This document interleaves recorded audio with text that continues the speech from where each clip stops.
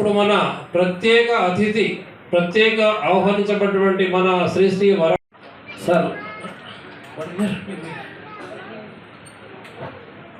విగ్రహాలలో పట మనం చూస్తే మనిషికి ఒక ప్రాణం ఒక్కటే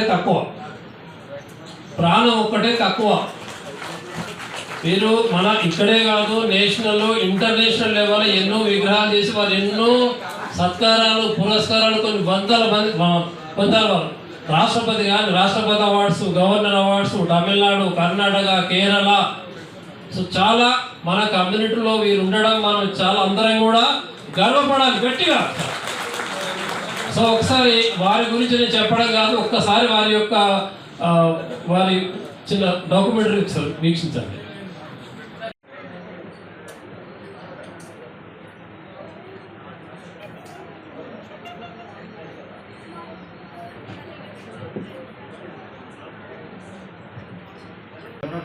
శ్రీ వరకవి సిద్ధప్ప గారి జయంతి ఉత్సవాలు ఈరోజు ఘనంగా జరగడం అనేది చాలా సంతోషకరమైన విషయం. శాలివాహన కమ్యూనిటీలో అవతరించి ఎంతో పేరు ప్రఖ్యాతులు గాంచినటువంటి కవులలో కవయిత్రి మొల్ల గారి పేరు మనకందరికీ తెలుసు. అయితే సిద్ధప్ప కవి గారి గురించి ఈరోజు ఎంతో పరిశోధన చేసి మన ఇటికాల వీరయ్య గారు ఈరోజు ఈ కార్యక్రమాన్ని ఏర్పాటు చేయడం చాలా సంతోషకరమైన విషయం. తెలంగాణ అనేది కవులకి కళాకారులకి పుట్టినిల్లు. ఎంతోమంది కళాకారులు ఎంతోమంది కవులు ఈ తెలంగాణ సమాజాన్నే కాకుండా తెలుగు సమాజాన్ని ఉత్తేజపరిచినటువంటి సందర్భం మనం చూస్తూ ఉన్నాం. అందులో భాగంగా వరకవి సిద్ధప్ప గారి జయంతి ఉత్సవాలు ఈరోజు తెలుగు యూనివర్సిటీలో జరగడం అనేది చాలా సంతోషకరమైన విషయం. అందులో భాగంగా శాలివాహన కులంలో ఉన్నటువంటి ఎంతోమంది విశిష్టమైన వ్యక్తులు రకరకాల రంగాల్లో తమ ప్రతిభను చాటి ఈ లోకానికి ఎంతో సేవలు అందిస్తున్నటువంటి విశిష్టమైన వ్యక్తులకు విశిష్ట పురస్కారాలని ఏర్పాటు చేయడం అనేది చాలా అభినందించాల్సిన విషయం. యాక్చువల్గా దాదాపు 50-60 మంది విశిష్టమైన వ్యక్తులని ఒక్కచోట చేర్చడం అనేది చాలా కష్టమైన విషయం. అటువంటి ఒక మహత్తర కార్యక్రమం ఈరోజు ఇక్కడ జరగడం అనేది చాలా సంతోషించాల్సిన విషయం. ఇలాంటి కార్యక్రమాలు తరచుగా జరుగుతూ ఉంటే ఈ కవులకి కళాకారులకి సేవారంగాల్లో వివిధ వృత్తుల్లో ఉన్నటువంటి ఎంతోమందికి ప్రోత్సాహంగా ఉంటుందని చెప్పి నేను భావిస్తున్నాను. అట్లాగే అంతరించిపోతున్న భారతీయ పూర్వ కళల్లో కుంభకార కళ కూడా ఒకటి. అటువంటి కుంభకార వృత్తిలో ఉండేటువంటి వారు చాలామంది చాలా తగ్గిపోయిన పరిస్థితి. అయితే మనం కనుక పరిశీలిస్తే ఈరోజు లోకమంతా మళ్ళీ వెనక్కి వెళ్ళడం అంటే మన ప్రాచీన సంప్రదాయాల ప్రాచీన అలవాట్ల యొక్క గొప్పతనాన్ని ఈరోజు ప్రపంచం గుర్తిస్తోంది. అందుకే పూర్వం ఎలా అయితే కుండలో వండుకొని భోంచేసేవాళ్ళు ఆ వాస్తవాన్ని ప్రపంచం గమనించిన ఈ రోజుల్లో అంతరించిపోతున్న కులవృత్తిదారులందరినీ కూడా ఒక చోటకు చేర్చి వారికి ప్రోత్సాహకరంగా సన్మానం చేయడం అనేది చాలా అభినందించాల్సిన విషయం. శాలివాహన చారిటబుల్ ట్రస్ట్ వారికి వారి 30 మంది బృందానికి వారికి సారథిగా ఉన్నటువంటి వీరన్న గారికి నా ప్రత్యేక అభినందనలు కృతజ్ఞతలు తెలియజేసుకుంటున్నాను.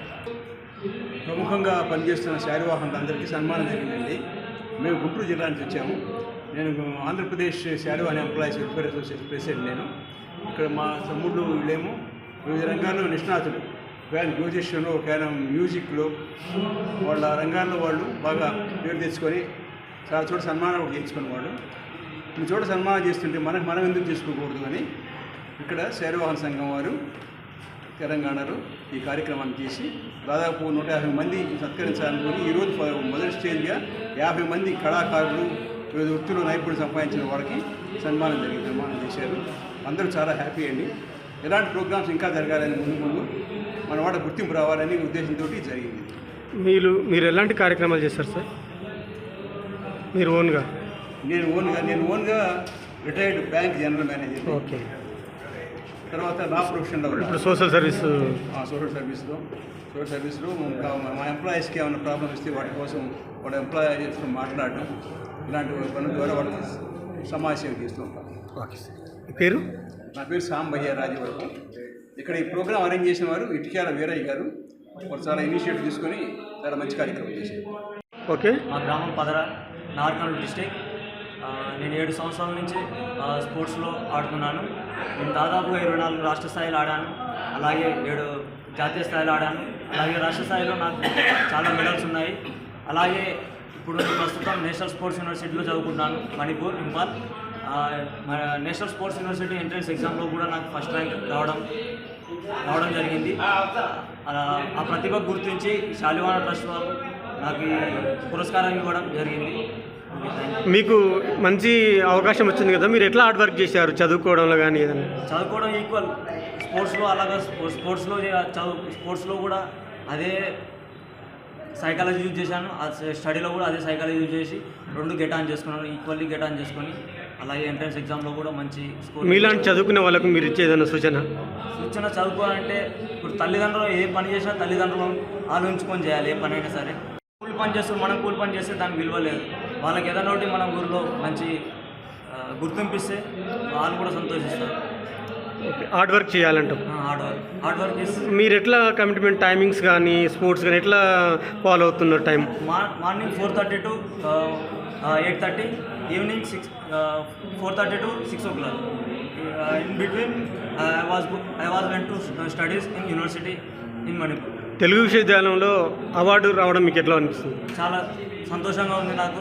అలాగే రఘుబాబు అన్న గారితో కలిసి ఉండడం ఇంకా మరి, అలాగే అన్నగారులతో కూడా ఈ పురస్కారాన్ని షేర్ చేసుకోవడం నాకు చాలా సంతోషంగా ఉంది. ఈ అవార్డు రావడము బాధ్యత పెంచింది అనుకుంటున్నారా? పెంచింది, చాలా ఇంకా పెంచింది. అలాగే నాకు ఇంకా సక్సెస్ అంటే ఇంకేంటి, ఇంకా ముందు భవిష్యత్తు కూడా నాకు ఇంకా చెప్తుంది. ఈ అవార్డు దేనివల్ల ఇచ్చారు, మీరు ఏం చేస్తారు? క్రీడా రంగంలో నేను ఖోఖోలో ఇంటర్నేషనల్ లెవెల్ ఆడాను, ఇండియా టీంకి ప్రాతినిధ్యం వహించాను. ఓకే. ఎప్పటి నుంచి ఈ గేమ్లలో ఆడుతున్నారు మీరు? నేను 5th క్లాస్ నుంచి ఆడుతున్నాను. 5th క్లాస్ నుంచి. 2005లో స్టార్ట్ చేశాను. ఓకే. అవార్డ్స్ కానీ ఏమన్నా తీసుకురండి? ఉత్తమ క్రీడాకారుగా తీసుకున్నాను. మళ్ళీ క్రికెట్లో కూడా చాలా అవార్డు తీసుకున్నాను. ఓకే. ఈరోజు శాలివాన్ వాళ్ళు మీకు అవార్డు తీసుకోవడం మీకు ఎట్లా ఉంది, మీకు ఎట్లా అనిపిస్తుంది? ఇది చాలా సంతోషం అండి. మా సంఘం తరపున నేను ఇది 2వసారి. ఆదిలాబాద్లో నా సంఘం తరపున నేను చాలాసార్లు తీసుకున్నాను. కాకపోతే Telangana, Andhra Pradesh first time Veerayya sir మాకు ఇలా అవార్డు ఇవ్వడం చాలా గొప్పగా అనిపించింది. సార్ కూడా ఇలా చాలా కష్టపడి అంతని ఒక దగ్గర గ్యాదర్ చేసి సంఘాన్నిలో ఐక్యమత్యం తీసుకురావడం చాలా గ్రేట్. వీరయ్య సార్ చాలా కష్టపడుతున్నాడు సంఘాన్ని ఒక వైపు నడిపించడానికి. సార్కి ఎప్పుడు మేము ఎల్లప్పుడూ తోడుకుంటామని. ఈ అవార్డు తీసుకోవడం బాధ్యత పెంచిందని అనుకుంటున్నా? మంచిది. ఇంకా మా సంఘంలో ఇలాంటి క్రీడాకారులను నేను కూడా తయారు చేయాలి. వాళ్ళని కూడా మా సంఘం తరపున నుంచి నేషనల్ లెవెల్లో ఆడిపించాలి. అది ఖచ్చితంగా నా తరపు నుంచి నేను చేస్తానని చెప్తున్నాను. మీ పేరు? రామెల్లి వార్ గణేష్. రాజమండ్రి నుంచి వచ్చాను. నా పేరు దారిపల్లి వేమన. గత 40 సంవత్సరాల నుంచి నేను కుమ్మసాగవాన సామాజిక వర్గానికి సేవ చేస్తూ ఉన్నాను. అయితే నా ఈ సేవను గుర్తించి ఇటుకల వీరయ్య గారు ఈ రోజున ఈ సన్మాన కార్యక్రమంలో మమ్మల్ని సన్మానించడం అనేది కుమ్మసాగవాన అణగారిన వర్గాలను సన్మానించడంగానే నేను భావిస్తున్నాను. కారణం ఏంటంటే ఉన్నత వర్గాలకు మాత్రమే సన్మానాల్లో చూడనున్నది, కానీ ఈ రకంగా సామాజిక వర్గాలు కూడా సన్మానించాలనే ఉద్దేశం ఆయన రావడం అనేది చాలా గొప్పతనం. అదేవిధంగా రాజకీయంగా కుమ్మసాగవాన సంఘం అభివృద్ధి చెందాలనేది మా ఆకాంక్ష. ఆంధ్రప్రదేశ్ సీఎం చంద్రబాబు గారు ఏం చెప్పారంటే, ఏదైనా ఒక సామాజిక వర్గం అభివృద్ధి చెందాలంటే ఆ సామాజిక వర్గానికి తప్పనిసరిగా రాజకీయ ప్రాధాన్యత ఉండాలని. కాబట్టి ఆంధ్రప్రదేశ్లో కావచ్చు, తెలంగాణలో కావచ్చు, 2 తెలుగు రాష్ట్రాల్లో కూడా మన సామాజిక వర్గానికి ప్రాతినిధ్యాన్ని కల్పించి రాజకీయంగా ఉన్నత స్థితికి ఎదిగేలాగా ఇక్కడ తెలంగాణలో రేవంత్ రెడ్డి గారు, ఆంధ్రప్రదేశ్లో చంద్రబాబు గారు కృషి చేస్తారని మేము భావిస్తున్నాం. సార్ మీరు ఏం చేస్తారు సార్? మీ ప్రాధాన్యత దేని వల్ల ఈ అవార్డు ఇచ్చారు? నేను కుమ్మరి సామాజిక వర్గంలోని అణగారిన కులాలకు ఏ విధమైన కష్టం వచ్చినా నా సొంత ఖర్చులతో వాళ్ళకి సర్వీస్ చేయడం అనేది.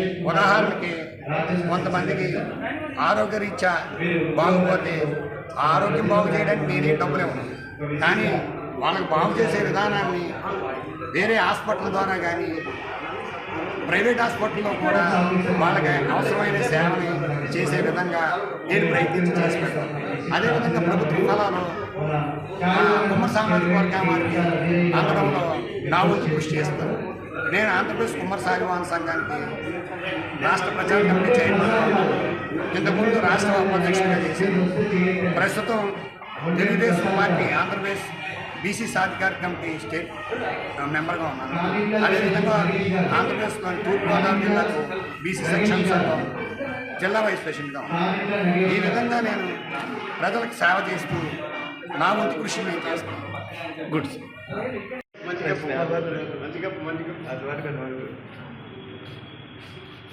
ఎందువల్ల వచ్చినావా?